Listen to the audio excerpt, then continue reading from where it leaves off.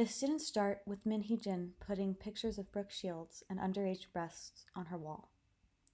This didn't start with classy debuting middle schoolers. The sad and undeniable truth is that the industry has been broken from its outset, and everything we're seeing are just symptoms of a far larger problem.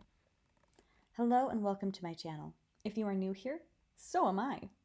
I never intended to become a YouTuber, and I may not actually ever become a real one, but this issue has become so prevalent I felt it could be worth it to lend my voice and add to the discussion. So let's get into it.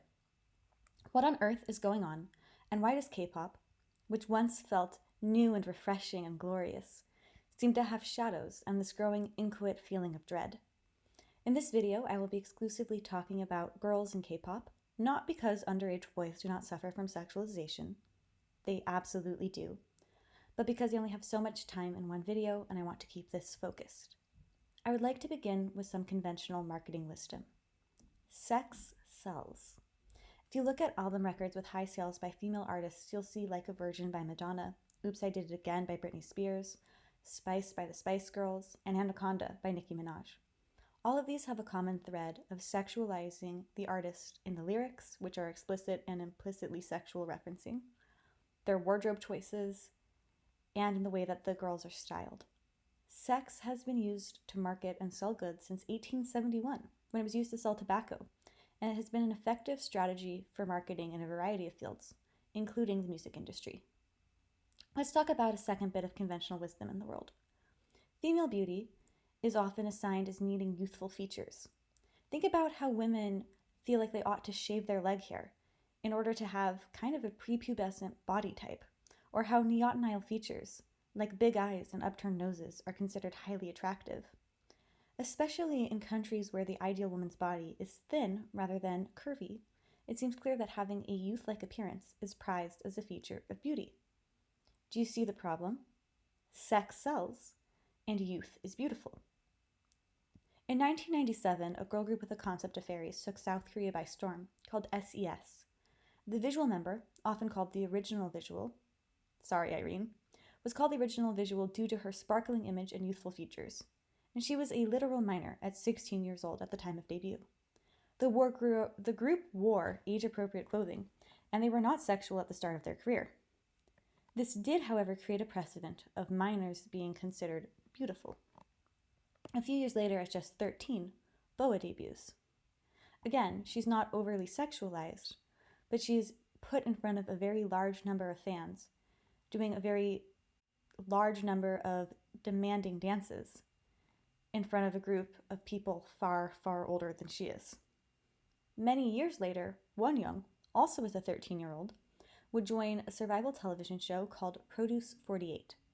During her time on a stressful show with limited sleeping, she would dance to a song called Side to Side, originally by Ariana Grande. And this is a song that has lyrics that are explicitly about limping after rough intercourse.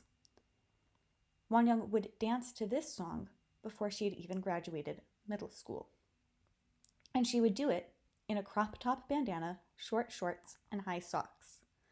Anyone who claims the fact that she is not being sexualized in this dance is blind, and calling attention to the facts does not in fact make you a predator. The real question is, how was a 13-year-old girl greenlit to be in that dance at all? What adult thought it was a good or even acceptable idea? This goes back to my first 2 points. Clearly, Wonyoung looks youthful because she was 13, and youth is associated with beauty. And because beautiful people are beautiful, and because sex sells, it follows that the performance would be widely viewed. And the executives of Produce 48 were right. The performance has more than 14 million views, and the Wonyoung Focus fan cam has 2.8 million views. If you want to pretend that all 2.0 million people watching Wonyoung are only interested in her dancing and are not interested in her sexually, I am sorry to burst your bubble. Some of them most definitely are. There was a small amount of backlash, but not to the degree that Produce 48 was canceled, or Wonyoung was dressed in age-appropriate and less revealing clothes going forward in her career. When you realize how she and some of the members in IVE have been dressed recently, and the amount of hate Wonyoung has received when she is still a minor, we are faced with a third uncomfortable truth. Often the children put in compromising positions by adults bear the brunt of those poor decisions more than the adults who have failed them. Consider Yuna's career as a different example of sexualization that was not heavily criticized. She debuted with ITZY when she was 15, and she was dressed in a way that clearly caters to the male gaze. It is certainly true that plenty of teenage girls wear shorts and crop tops. Do their parents let them wear shorts that are that short and shirts that are that cropped, with those kinds of fishnets? My parents certainly would not have let me leave the house wearing those clothes when I was 15, but that's sort of beside the point. It's one thing for a teenager to choose to wear revealing clothing, but it would clearly be terrible if a school told students that the tighter their shirts and the shorter their skirts, the better they would be graded. And these minors are literally placed into outfits they have no control over and told that this is for their career. K-pop girls cannot help the fact that people will always assign value to how their bodies look.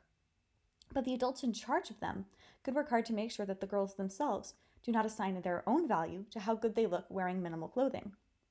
That clearly is not happening. Again, Yuna was 15 when she wore this. Where was the cavalry then? So now let's talk about the two groups who are facing backlash, as I think they should. Classy debuted with 3 legal adults, 2 18-year-olds and 1 20-year-old, and 4 minors. Those minors in order of age, oldest to youngest, are 15, 14, a very newly 14, and 13. The show they were formed on was called My Teenage Girl and featured 4 classes: freshmen, which had kids as young as 10, sophomores, girls as young as 14, juniors as young as 16, and seniors who were 18 and up. Children should never have been on that show in the first place. Questions of sexualization aside, the industry is not a place for babysitting, so no matter how sparkling these shows look through cameras, these children are expected to work and work hard. Separately, there is the issue of sexualization. I hate to do this, but after debut, you can see the outfits I see right now on your screen. The girl in pigtails is named Rewon.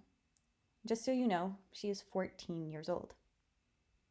I don't think that that's an appropriate thing for a 14-year-old girl to be wearing. But again, sex and youth sell. Until they don't. Because ultimately the young ages of this group has caught public attention, and more people are saying they will not stand them. Which is good on the one hand, but begs the question, why now? And I think this gets into the demographic of K-pop. It is my personal belief, based on almost no evidence, that a lot of K-pop fans are high school students, meaning that 14 to 15-year-olds are often big consumers of this media time. Yuna at 15 and Won Young now at 17 are probably similar ages to a lot of fans. So all the weird and uncomfortable aspects of their styling and portrayal seem less egregious when you are the same age as them or younger. You look at these girls and you kind of imagine yourself in their same place. There's a level of relatability because they're your same age, but also you have a kind of aspiration, hoping that you might one day be shining on stage the way that they are. When members of a group are younger than you can start to see the weirdness. And personally, while the styling for Classy is questionable, I would say that their content is fairly age appropriate. Shutdown and Classy do not have sexual undertones, even if the styling kind of slides them in there. But again, their youngest member is 13, so the 14 to 15-year-olds who are consuming a lot of K-pop look at that one 13-year-old and say, hey, that's too young, even for me. And then we have NewJeans. Their entire concept is essentially nostalgia for innocent sexuality. Min Hee-jin draws inspiration from Lolita-esque media and Brooke Shields.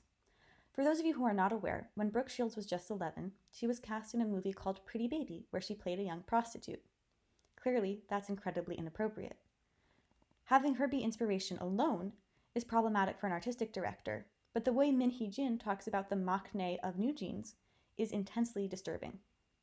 In an interview, she's asked about the members, and her response was this: I would love to talk about all of them one by one, but since I can't do that, usually in a situation like this, people choose to talk about the youngest one, right?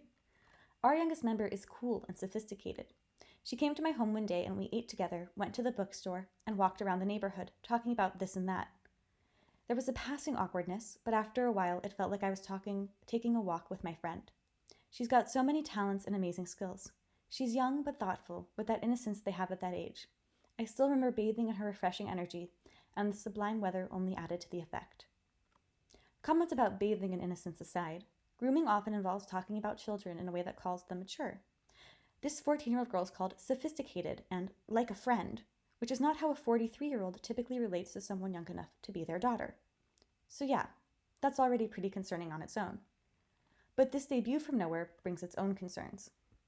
You couple the styling for attention, which is revealing, with the smooth lines, shots of the girls eating cake with their bare hands, and the camera focusing on their bodies of the minors, and a disturbing picture begins to paint itself, especially when you have the image of the girls in these more adult clothes juxtaposed with one of the girls sleeping with a stuffed animal.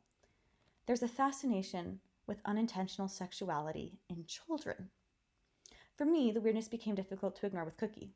One weird styling for attention didn't necessarily mean that the sexualizing of the girls was an intentional choice. Weird close-ups on the girls' bodies could have been caused by directorial oversight. Unfortunate, yes, but a problem? Not necessarily. But the lyrics for Cookie show that there was something intentional to attention, that there was a kind of predatory pattern beginning to show. The lyrics for Cookie: made a little cookie, baked it just for you, but you know that it ain't for free, yeah? Made a little cookie, it's too soft, can't stop thinking about it, want to make you lose your appetite, I'm hiding it, but I want to see you more. If you want it, you can get it. If you want it, let me hear your voice again, boy. Are just wholly inappropriate for minors to be singing about. Cookie's references in Western culture aside, every other aspect of those lyrics are inappropriate. I'm hiding it, but I want you to see more. If you want it, you can get it. If you want it, let me hear your voice again, boy. It's just not something a 14-year-old should be singing at all, ever, period. I'm sorry. I have flashbacks to another of NewJeans' works, Ice Cream Cake, by Red Velvet, where the girls were posed to explicitly mirror the Lolita film from the 1960s and say the word, with a flavor that fits this special day, the ice cream that's on my mouth, makes your heart pound and you'll come to me. It's so tasty, come and chase me. I can't hold it. Ice cream, you scream. Give me that ice cream. Which again, I think is slightly inappropriate. You can see the innuendo. And as a reminder, Yuri sang that song when she was just 15. In Ice Cream Cake, the innuendo are slightly hidden to the extent that an older male or female fan could notice them and be interested in the group or disturbed for that reason. But younger fans can think the content is only innocent. Cookie's sexual content is obvious even to younger fans. The lyrics do not seem playful or upbeat, and the song construction, I think, is meant to be sensual. The lighting in the music video is suggestive, and the girls are wearing tight and revealing clothing. The way the whole thing is shot is obviously meant to sexualize them and show off the girls' bodies and their innocence together. Because remember, sex and youth sell. So yes, clearly there is a problem in K-pop. I did not even touch the tip of the iceberg in this industry. But it's not exclusive to K-pop. Remember those albums I talked about in the beginning? The ones by Madonna and Britney Spears and the Spice Girls? They also feature youth and sex being equated. Madonna says, like a virgin, something clearly related to innocence. One of the Spice Girls was named Baby Spice, and Britney Spears was forced into a sexy schoolgirl image, complete with pink pigtails. The issue of sexualizing and exploiting minors is not unique to K-pop in the slightest, and this did not start and will not end with Min Hee-jin. So what can we do? The answer is simple but challenging. We need to stop consuming this kind of content. We need to stop blaming children for the failures of adults. We need to stop hating on minors, even if we are minors. But the most important part is probably the hardest. If sex sells, we need to stop buying.